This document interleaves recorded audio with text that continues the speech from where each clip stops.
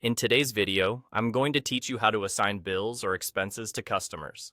This is a crucial task for effective financial management and ensuring that your expense tracking aligns perfectly with customer billing. By the end of this guide, you'll have a clear understanding of how to seamlessly assign costs to the correct individual or project. Let's dive right in. First, you'll need to direct your attention to the top bar, where you'll find a menu option labeled Purchases.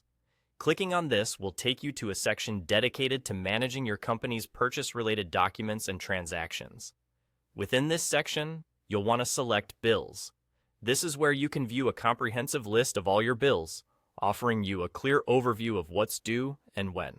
Once you're here, the next step is to identify the specific bill you wish to assign to a customer.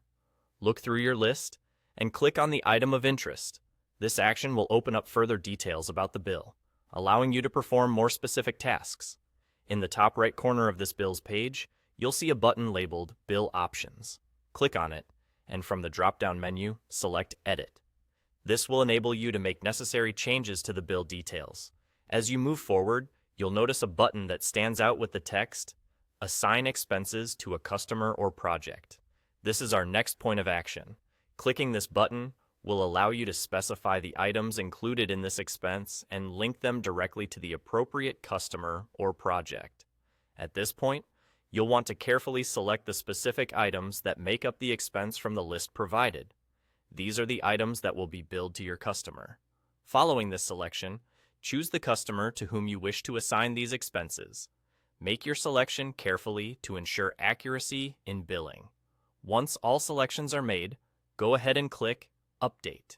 This final step will confirm your selections and effectively assign the chosen expenses to the specified customer or project. It's as simple as that. And there you have it. By following these straightforward steps, you've successfully assigned bills or expenses to a customer.